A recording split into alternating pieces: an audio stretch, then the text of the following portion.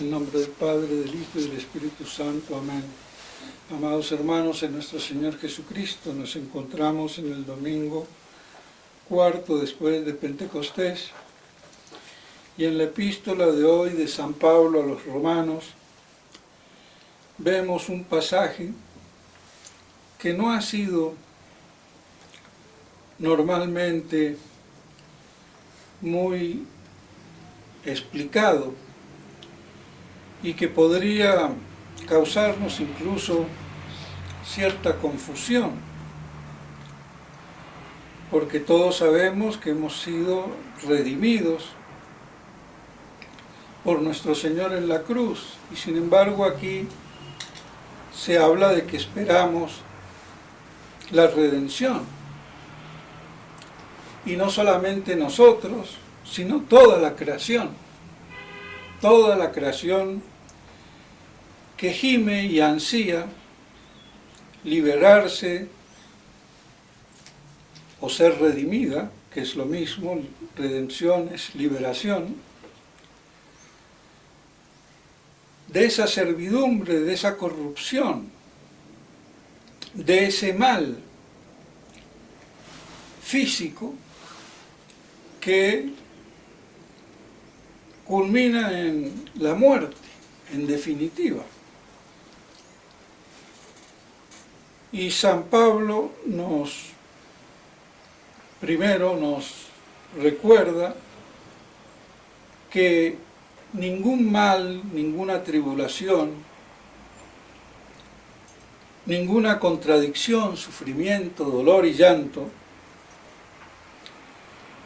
supera la gloria que nos espera, la gloria futura.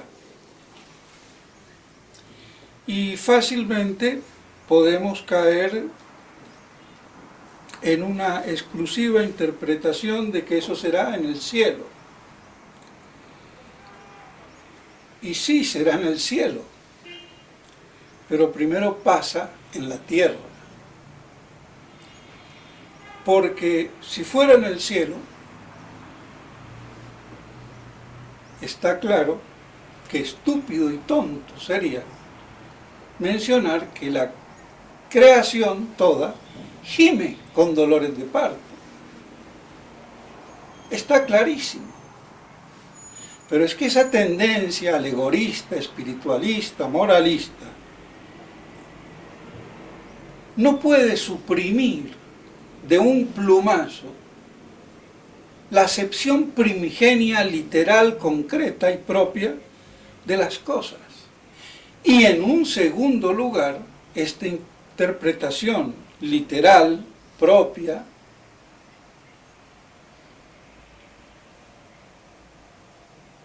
implica o se extiende también a una realidad espiritual, pero no puramente alegórica. Pero es un grave error invertir las cosas. Y la inversión en todos los órdenes es producto de Satanás y de la revolución. No lo olvidemos. Entonces socapa de una espiritualidad celestial. No entendemos las Escrituras, las corrompemos. Entonces queda claro que toda la creación gime, ansía esa maravillosa glorificación de nosotros, de los hijos adoptivos, que va a manifestarse. Entonces es evidente que es en la tierra. Y después, pues sí, continuará en la eternidad. Y que el mundo y el universo tampoco va a ser destruido.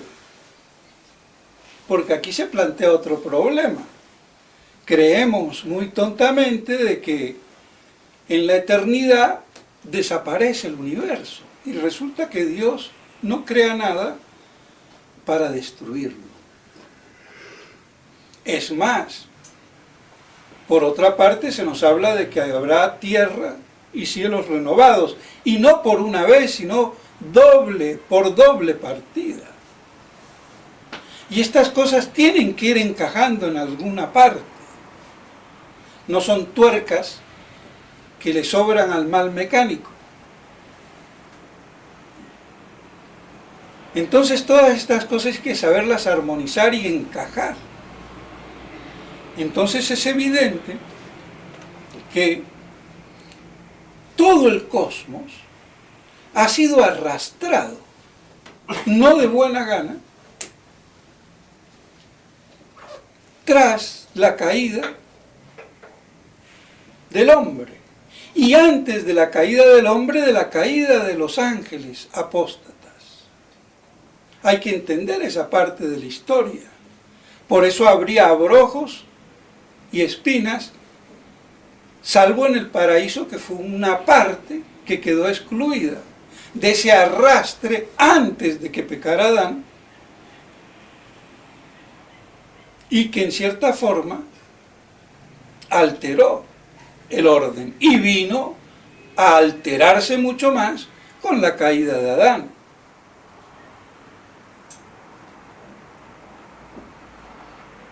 Entonces, el cosmos espera participar de esa redención, de esa liberación, de esa corruptela.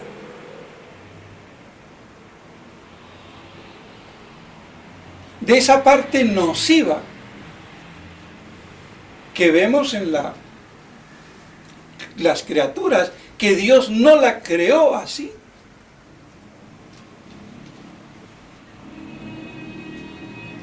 Entonces, toda esa desvirtuación que hubo por ese doble arrastre, primero pecado de los ángeles, que ciertamente, por eso el demonio tenía un poder sobre este mundo, este universo, y arrastró.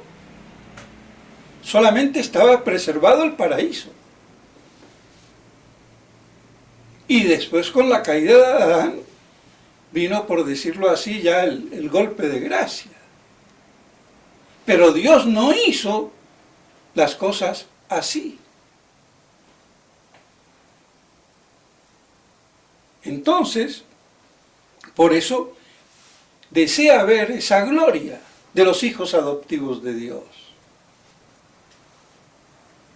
Y los hijos adoptivos de Dios en su sentido propio, porque Dios es Padre de la creación también, que tiene un vestigio incluso de la Trinidad. Y los seres intelectuales o racionales ya tienen una imagen. Entonces son más propiamente hijos de Dios, en el puro orden natural. Y como hijos propiamente adoptivos de Dios, por la semejanza en la gracia participada que nos asemeja a la divinidad. Seréis como dioses. Y ahí es donde entró la tentación de Adán, pero propuesta de una manera invertida, inadecuada. Pero era legítima la tentación, porque había una connaturalidad. Pues bien, entonces, en el término propio a hijos adoptivos de Dios por la gracia. Y por eso dice nosotros que tenemos las primicias, es decir, la incoacción de todo ese orden sobrenatural que después se desplegará totalmente en la vida eterna. Pero se incoa aquí por la gracia. Pero no hemos sido redimidos por nuestro Señor. Sí, pero esa redención, liberación, es solamente del alma, es espiritual, porque no repercute en el cuerpo, que sigue sumiso a esa corruptela, a ese arrastre de servidumbre, de enfermedad, de dolor, sufrimiento y llanto y muerte, creada por el pecado. Entonces, nuestra redención no es por ahora, en todos sus efectos, completa, porque nuestro cuerpo todavía está sujeto, como toda criatura, a ese arrastre. Y tan es así que por eso el material genético, el magma humano, el plasma humano o lo que quieran biológico, viene contaminado y se transmite a través de la carne por vía de generación el pecado original.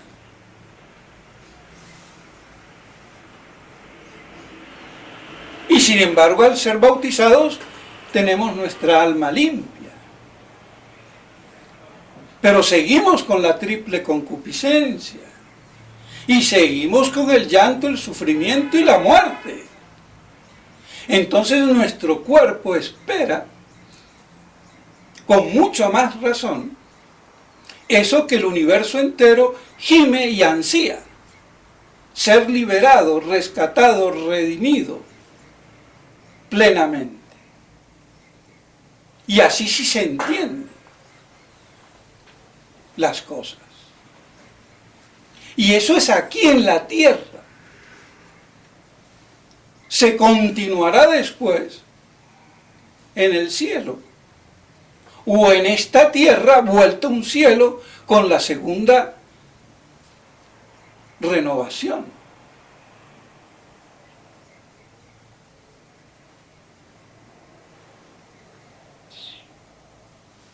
Porque en algún lado tendrán que estar los cuerpos resucitados.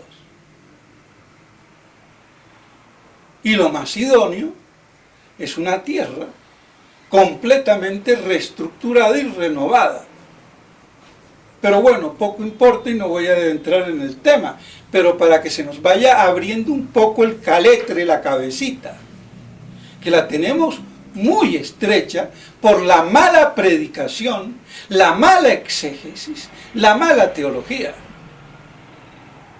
que ha permeado y permea de una manera increíble. Entonces, todo eso nos hace ver la gran esperanza, esa libertad de los hijos adoptivos en esta tierra. Aunque después se continúe y se magnifique y perfeccione y se eternice en la eternidad, sea donde sea, y que le llamamos cielo.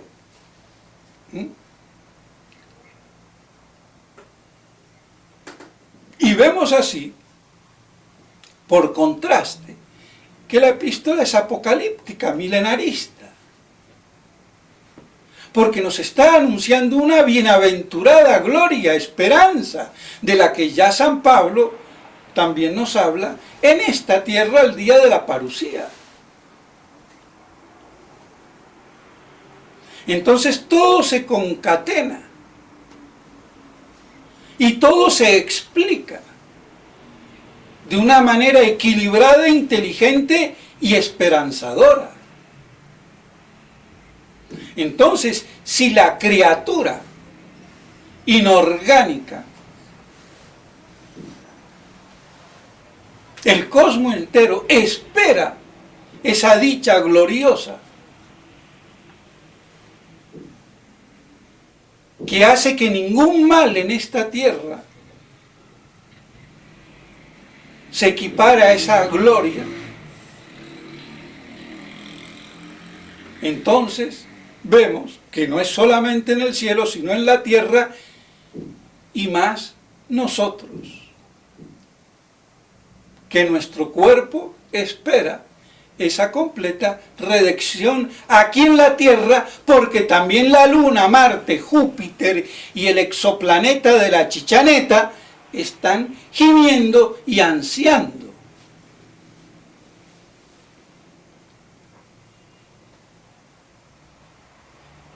Para que las cosas queden en ese estado prístino, original, de perfección que Dios dio cuando hizo las cosas antes que hubiera el pecado de la apostasía angélica y el pecado de Adán, sumado nuestros propios pecados, por si fuera poco, el lastre. Entonces, si los burros, los perros, los caballos, las piedras, los minerales ansían esa gloria de los hijos adoptivos de Dios, entonces ¿cuánto más nosotros? Y eso entonces encaja con la doctrina del milenio patrístico antes de que se corrompiera en la iglesia primitiva. Y que es la doctrina que hoy en día, corrompida, se ha hecho cátedra en la iglesia, tergiversando, opacando y eclipsando las escrituras. Y nos encontramos peor que el pueblo elegido, del que muchas veces nos burlamos, creyéndonos más sabiondos y somos más estúpidos e imbéciles. Porque si les decimos que ellos con las escrituras, como nos reconocen al Mesías, como nosotros con las escrituras no reconocemos al Rey Mesías, con su reino en esta tierra.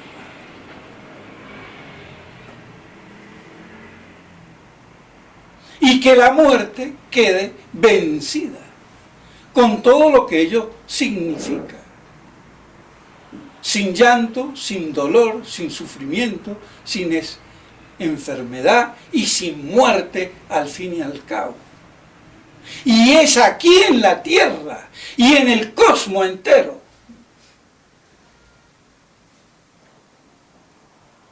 Para aquellos que crean en los marcianos, por si las dudas.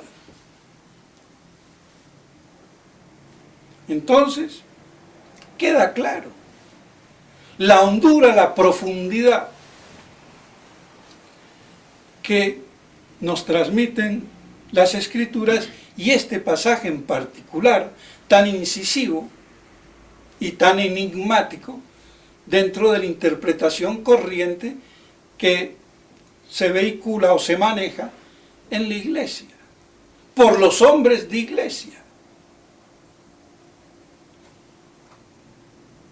que corrompemos la doctrina, la verdad, y estamos así peor que el pueblo elegido con las escrituras, y nos creemos muy sabiondos. Entonces, esa es la gran y maravillosa esperanza, dicho de otro modo por San Pablo. Y esa es la gloria, entonces, que se producirá con la parusía, cuando venga el Rey Mesías, cuando venga nuestro Señor a instaurar, no solamente de derecho, que ya está, sino de hecho, la plenitud de su misión redentora, incluido todo el cosmos. Y después, para finalizar, cuando esté todo eso bajo el dominio de Cristo Rey, entregar ese reino al Padre para que sea la gloria eterna. Y aquí hay todo el bemol y el compás del tema del milenarismo patrístico, que por cierto no es el que ha tenido mayor aceptación dentro, no de la iglesia, sino de los hombres de iglesia. que como los malos médicos o juristas no cumplen con su deber.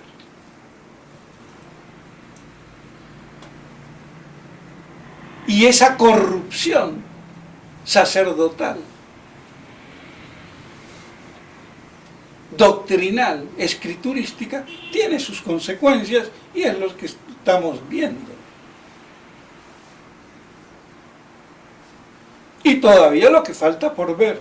Entonces, mis estimados hermanos, si una simple hormiga, una piedra que no piensa, ansía